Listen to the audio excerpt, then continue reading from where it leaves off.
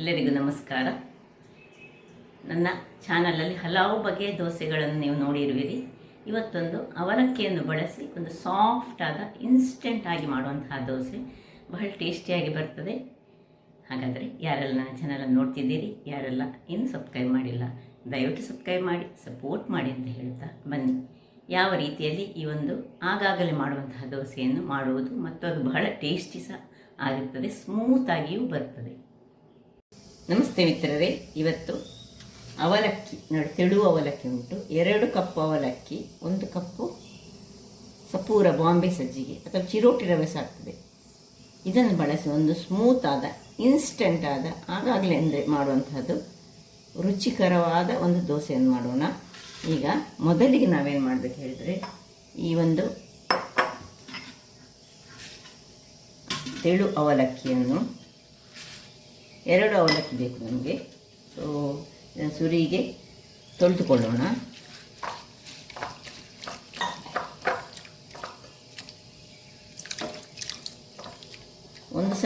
ಒಂದು ಬಾರಿ ತೊಳೆದ್ರೆ ಸಾಕಾಗ್ತದೆ. ಇದು ಸ್ವಲ್ಪ ಬಿಳಿಯಾಗಿ ಒಳ್ಳೆ ಅವಲಕ್ಕಿ ಉಂಟು, ಆದ್ದರಿಂದ ಕೊಳೆ ಅವಲಕ್ಕಿ ಆದರೆ 1-2 ಸರ್ತಿ ನೀವು ತೊಳೆದುಕೊಳ್ಬೋದು. ಎಲ್ಲ ನೀರನ್ನು ತೆಗೆದುಕೊಳ್ಳೋಣ.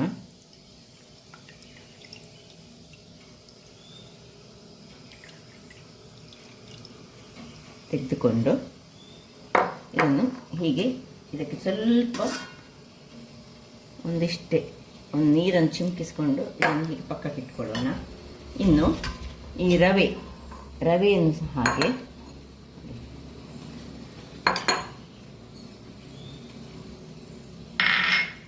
ಒಂದು ಬಾರಿ ಹೀಗೆ ಒಂದು ಸರ್ತಿ ಚೂರು ತೊಳೆದುಕೊಳ್ಳೋಣ.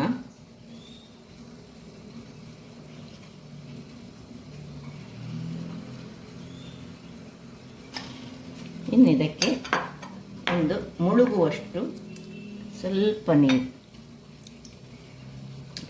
ಇಷ್ಟನ್ನು ಹಾಕ್ಕೊಂಡು ಇವುಗಳನ್ನು 2 ಸಹ ಮುಚ್ಚಳಗಳನ್ನು ಮುಚ್ಚಿಕೊಂಡು ಇಟ್ಕೊಳ್ಳೋಣ. ವೀಕ್ಷಕರೇ, ಇದು ನೋಡಿ 10 ನಿಮಿಷಗಳ ಬಳಿಕ ಅವಲಕ್ಕಿ ಒಳ್ಳೆ ನೆಂದಿದೆ. ಅದರೊಟ್ಟಿಗೆ ನಮಗೆ ಅವಲಕ್ಕಿಗಿಂತ ಸಹ ಅವಲಕ್ಕಿ ಇದು ತೆಳು ಅವಲಕ್ಕಿ, ಅದರಿಂದ ಬೇಗ ನೆನೀತದೆ. ಇದು ಸಣ್ಣಾಗಿ ನೆನಿಬೇಕು ನೋಡಿ. ಒಳ್ಳೆ ನೆಂದು ಹೇಗೆ ಆಗಿದೆ ಹೇಳಿದರೆ ಉಬ್ಬಿ ಬಂದಿದೆ. ಈಗ ಇದನ್ನು 2 ಸಹ ಡೈರೆಕ್ಟಾಗಿ ಮಿಕ್ಸಿಗೆ ಹಾಕದೆ ಸಹ ಮಾಡ್ಕೊಳ್ಬೋದು. ಇದಂದರೆ ತೆಳು ಸಪೂರವಾದ ರವೆ ಆದ್ದರಿಂದಾಗಿ ಈಗ 2 ಸಹ ಇದಕ್ಕೆ ಹಾಕೊಳ್ಳೋಣ. ಅದೆಷ್ಟು ಗಟ್ಟಿಯಾಗಿದೆ. ಈಗ ಇದಕ್ಕೆ ನಮಗೆ ಎಷ್ಟು ನಾವು ಅವಲಕ್ಕಿ ಇದು ರವೆ ತೆಗೆದುಕೊಂಡಿದ್ದೇವೆ ಅಷ್ಟೇ ನಮಗೆ ಈ ಮಜ್ಜಿಗೆ ಅಥವಾ ಮೊಸರು 2 ಬೇಕು. ಸೊ ಇದನ್ನು ಹಾಕ್ಕೊಳ್ತಿದ್ದೇನೆ. ಸೊ ಹಾಕೊಳ್ಳೋಣ. ಮತ್ತು ಸ್ವಲ್ಪ ನೀರನ್ನು ಹಾಕ್ಕೊಂಡು ನಾವೀಗ ಇದನ್ನು ಒಳ್ಳೆ ಗ್ರೈಂಡ್ ಮಾಡಿ ತರ್ತೇನೆ ನಾನು. ವೀಕ್ಷಕರೇ ನೋಡಿ, ಗ್ರೈಂಡ್ ಆಗಿ ಬಂತು. ಇದನ್ನೀಗ ಒಂದು ಪಾತ್ರೆಗೆ ಶಿಫ್ಟ್ ಮಾಡ್ಕೊಳ್ಳೋಣ. ಈಗ ಇಷ್ಟು ದಪ್ಪ ನಮಗೆ ಬೇಡ. ಇದಕ್ಕೆ ಸ್ವಲ್ಪ ನೀರನ್ನು ಹಾಕೊಳ್ಳೋಣ. ಮಿಕ್ಸಿ ತೊಳೆದ ನೀರು ಸ್ವಲ್ಪ ಒಂದು ಅರ್ಧ ಲೋಟದಷ್ಟು ಹಾಕ್ಕೊಂಡು ಸ್ವಲ್ಪ ಇದನ್ನು ನೀರು ಮಾಡ್ಕೊಳ್ಳೋಣ. ತುಂಬ ಹಾಕೊಳ್ಳೋದು ಬೇಡ ನೋಡಿ. ಈ ಕನ್ಸಿಸ್ಟೆನ್ಸಿ ಸ್ವಲ್ಪ ಹೀಗೆ ಇರಬೇಕು. ದಪ್ಪ ಸಹ ಬೇಕು, ನೀರು ಸಹ ಇರಬೇಕು. ತುಂಬ ದಪ್ಪ ಆಗಬಾರ್ದು, ಸ್ವಲ್ಪ ಸರಿ. ಇದಕ್ಕೆ ಉಪ್ಪನ್ನು ಹಾಕ್ಕೊಂಡು ಕರಳಿಸ್ಕೊಳ್ಳೋಣ.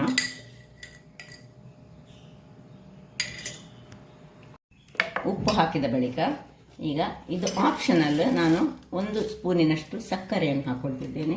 ನೀವು ಬೇಕಿದ್ದರೆ ಹಾಕ್ಕೊಳ್ಬೋದು, ಇದು ಬೇಕಂತ ಇಲ್ಲ. ಬೇಕಿದ್ದರೆ ಸ್ವಲ್ಪ ಸ್ವೀಟ್ ಇದ್ದರೆ ಸ್ವಲ್ಪ ಒಳ್ಳೆಯದಾಗ್ತದೆ. ಇನ್ನು ಕೊನೆಯದಾಗಿ ಸ್ವಲ್ಪ ಒಂದು 1/4 ಚಮಚದಷ್ಟು ನಾವು ಅಡಿಗೆ ಸೋಡಾ ಹಾಕಿ ಚೂರು ಇದರದ್ದು ಮಿಕ್ಸಿಯಲ್ಲಿ ಉಳಿದ ನೀರನ್ನು ಹಾಕ್ಕೊಂಡು ಇದನ್ನು ಒಳ್ಳೆ ಮಿಕ್ಸ್ ಕೊಡೋಣ. ಅಷ್ಟೊತ್ತಿಗೆ ನಾವಿಲ್ಲಿ ಗ್ಯಾಸ್ನಲ್ಲಿ ಒಂದು ಬಾಣಲೆಯನ್ನು ಇದು ತವಾ ಆನ್ ಮಾಡಿಕೊಂಡು ಇಟ್ಕೊಳ್ಳೋಣ. ತವಾ ಬಿಸಿಯಾಗಲಿ. ವೀಕ್ಷಕರೇ, ಇಲ್ಲಿ ಕಾವಲಿ ಬಿಸಿ ಆಯಿತು. ಇಲ್ಲಿ ನೋಡಿ, ಹಿಟ್ಟಲ್ಲಿ ಸ್ವಲ್ಪ ಸಹ ಗಂಟಿರಬಾರ್ದು. ಈ ನಾವು ಈಗ ಸೋಡಾ ಹಾಕಿದ ಮೇಲೆ ಏನೂ ಸಹ ಹಾಕ್ಕೊಳ್ಬೋದು ನೀವು. ಕೂಡಲೇ ನಾವೀಗ ಇದನ್ನು ಹೀಗೆ ಚೆನ್ನಾಗಿ ತಿರುಗಿಸಿಕೊಂಡು ನೋಡಿ, ಹಿಟ್ಟು ನೋಡಿ ಈ ರೀತಿಯಲ್ಲಿ ಇರಬೇಕು. ಇದನ್ನು ನಾವು